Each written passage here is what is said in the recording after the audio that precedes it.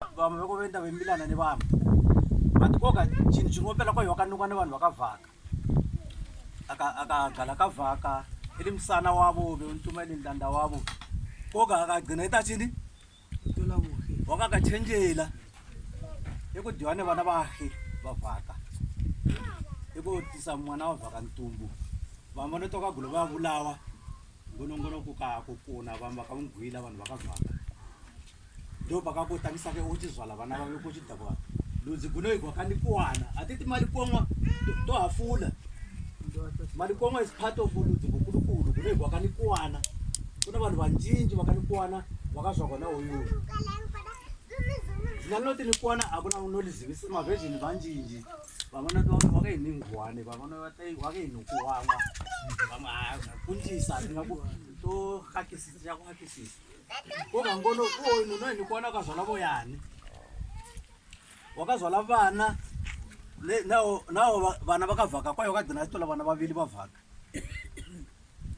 tina mazina echirume koga echikazi hatinawo kuna wakave eimfudzi pakati kwetu baba kuna mwana wakamalikongo noimfudzi baba uponi uponi mfudzi oyoyo wakapiwa zina le iye wakali mbanda wayo mdala wakanungwa navhaka noimfudzi wo eva eve etama umwe mwana eveti chinga vavili motonga kwe kuna ndano yakachinga vavili iva vanhu vakanikuwana iya madzedo vavanhu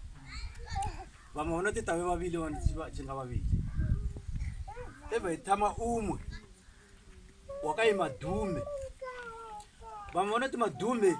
iva vanhu vakavhaka vechikazi vakonasa kuti tinavo vanikuwana vechikazi vanoiva madhume vava vanhu vakavesuve unsola veti vana vavo ndivo madhume kuti vanonga vanhu vechikazi voga veli vaisana veve vave ndivo madhume vamadhume vakave madhume nkulu kukave nemwe wakai madhume ntukwana kukave nemwe wakai madhume chilisana pakati kwaiva vana vomadhume vana vomfudzi navo chinga vavili nowatinotevelera ndiwo noimfudzi mfudzi evemilika ezvala vana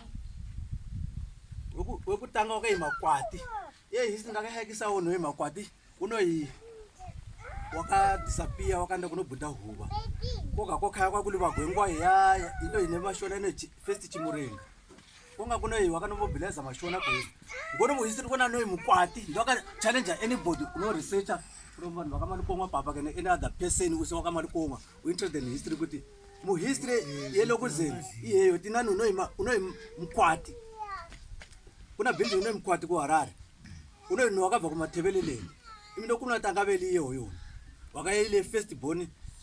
ya mfudzi eli mkulu wamalikoma ndokachallenge ma researches. I'm still doing that research ndokaiconnecta because kuna noi mukwati ndokunati mapoto kwakakomwa kuti mukwati kuti makwati ekuti mukwati ndokumbulila kuve kuzvagwa umwe unoi mahangwe vanhu vakamahangwe mamovaziva vabhapa unga unoenda kutekwa navo ungwana kuna makwati ya munhu wamungaziva veisaka vemunhope vanhu vanhu vanoi vakapeswa kuna mudhala vetatavaevhedhivatsalwakalefepapa vapeswa ndiye munozvagwa